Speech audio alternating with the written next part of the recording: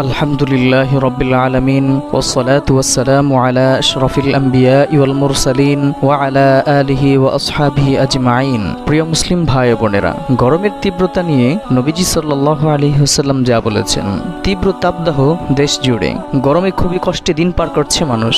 গরম নাকি সবেমাত্র শুরু, এবার প্রচন্ড গরম পড়বে। গরম আসলে কোথা থেকে আসে? নবীজি সাল্লাল্লাহু আলাইহি ওয়াসাল্লাম এ বিষয়ে কি বলেছেন? মহান আল্লাহ জাহান্নামকে দুটি নিঃশ্বাস ফেলার অনুমতি দেন, একটি নিঃশ্বাস শীতকালে, আরেকটি গ্রীষ্মকালে। হযরত আবু হুরায়রা রাদিয়াল্লাহু তাআলা আনহু থেকে বর্ণিত, রাসূলুল্লাহ সাল্লাল্লাহু আলাইহি ওয়াসাল্লাম বলেন, জাহান্নাম তার রবের কাছে অভিযোগ করে বলে, হে রব, আমার এক অংশ অন্য অংশকে খেয়ে ফেলছে। মহান আল্লাহ তখন তাকে দুটি নিঃশ্বাস ফেলার অনুমতি দেন, একটি নিঃশ্বাস শীতকালে, আরেকটি গ্রীষ্মকালে। শীত ও গ্রীষ্মের ব্যাপারে হাদিসের ব্যাখ্যা হলো, শীত ও গ্রীষ্মের তীব্রতা আসে জাহান্নামের নিঃশ্বাস থেকেই। এই কারণেই তোমরা গরমের তীব্রতা এবং শীতের তীব্রতা পেয়ে থাকো।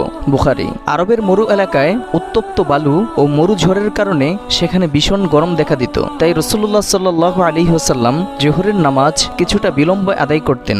এই জন্য গরম বেশি পড়লে জোহরের নামাজ দেরিতে পড়া সুন্নাহ। হযরত আবু যর গিফারী রাদিয়াল্লাহু তাআলা আনহু বলেন, এক সফরে আমরা রাসূলুল্লাহ সাল্লাল্লাহু আলাইহি ওয়াসাল্লামের সঙ্গে ছিলাম। এক সময় মুয়াজ্জিন জোহরের আজান দিতে চেয়েছিল। তখন নবীজি সাল্লাল্লাহু আলাইহি ওয়াসাল্লাম বলেন, গরম কমতে দাও। কিছুক্ষণ পর আবার মুয়াজ্জিন আজান দিতে চাইলে নবী সাল্লাল্লাহু আলাইহি ওয়াসাল্লাম পুনরায় বলেন, গরম কমতে দাও। এভাবে তিনি নামাজ আদায়ে এত বিলম্ব করলেন যে আমরা টিলাগুলোর ছায়া দেখতে পেলাম। অতঃপর নবীজি সাল্লাল্লাহু আলাইহি ওয়াসাল্লাম বলেন, গরমের প্রচণ্ডতা জাহান্নামের উত্তাপ হতে, কাজেই গরম প্রচণ্ড হলে উত্তাপ কমার পর নামাজ আদায় করো। সহিহ বুখারী। সুতরাং গরমের তীব্রতা জাহান্নামের তীব্রতার কথা মনে করিয়ে দেয়। তাই তীব্র গরমে জাহান্নামের কথা স্মরণ করে আল্লাহর কাছে জাহান্নাম থেকে মুক্তি চাওয়া, ফরজ ইবাদতগুলো সঠিকভাবে আদায় করা। কোরআনে জান্নাতের কথা বলা হয়েছে।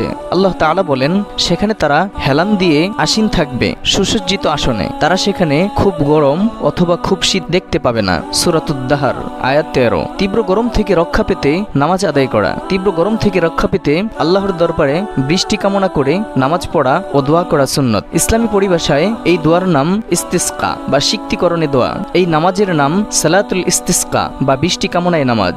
বস্তুত যে কোনো প্রাকৃতিক দুর্যোগ বা নানা প্রতিকূলতায় গুনাহ মাফের জন্য আল্লাহর কাছে একনিষ্ঠ অন্তরে তওবা ইস্তেগফার করতে হয়। কেউ অন্যের হক বা অধিকার নষ্ট করলে তা ফেরত দিয়ে দোয়া করতে হয়, তবেই আল্লাহ তাআলা মানুষের মনোকামনা পূরণ করেন, বৃষ্টি দিয়ে জমিন সিক্ত করেন। এই নামাজ মাঠে গিয়ে আদায় করতে হয়। মাঠে যাওয়ার আগে ও পরে সবাই তওবা করতে হয়। তওবা করলে আল্লাহ তাআলা রহমতের বৃষ্টি বর্ষণ করেন, তখন বৃষ্টি হওয়ার সম্ভাবনা থাকে সবচেয়ে বেশি। এই সম্পর্কে পবিত্র কোরআনে আল্লাহ তাআলা বলেন, তোমরা তোমাদের প্রতিপালকের কাছে ক্ষমা প্রার্থনা করো, তিনি অত্যন্ত ক্ষমাশীল। তিনি তোমাদের জন্য অজস্র বৃষ্টি দ্বারা প্রবাহিত করবেন, তোমাদের ধন সম্পদ, সন্তান সন্ততি দ্বারা সাহায্য করবেন। সূরা নূহ। তীব্র গরমে নবীজি সাল্লাল্লাহু আলাইহি ওয়াসাল্লাম যে দোয়া পাঠ করতেন, প্রখ্যাত সাহাবী জাবির ইবনে আব্দুল্লাহ রাদিয়াল্লাহু তাআলা আনহু বলেন, বৃষ্টি না হওয়ায় ও প্রচন্ড গরম পড়ায় একদিন নবীজির কাছে কিছু লোক এলো। গরমের তীব্রতায় তারা কাঁদছিল। নবীজি সাল্লাল্লাহু আলাইহি ওয়াসাল্লাম তখন তাদের জন্য এভাবে দোয়া করলেন, আল্লাহুম্মা আসকিনা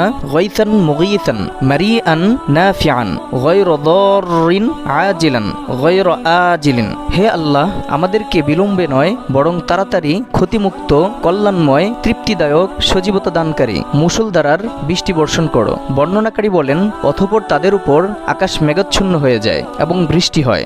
সুনানে আবু দাউদ। হাদিসে গরমকে আল্লাহর ক্রোধ বলা হয়েছে। আর আল্লাহর ক্রোধ থেকে বাঁচার জন্য নবীজি সাল্লাল্লাহু আলাইহি ওয়াসাল্লাম যেমন দান সদকা করতে বলেছেন, তেমনি দোয়াও শিখিয়ে দিয়েছেন। আল্লাহুম্মা ইন্নী আউযু বিকা মিন জাওয়ালি নি'মাতিকা ওয়া তাহাউলি আফিয়াতিকা ওয়া ফুজাআতি নিকমাতিকা ওয়া জামিই সাখাতিকা। হে আল্লাহ, অবশ্যই আমি তোমার নিকট তোমার অনুগ্রহের অপসরণ, নিরাপত্তার প্রত্যাবর্তন, আকস্মিক পাকড়াও এবং যাবতীয় অসন্তোষ থেকে আশ্রয় প্রার্থনা করছি।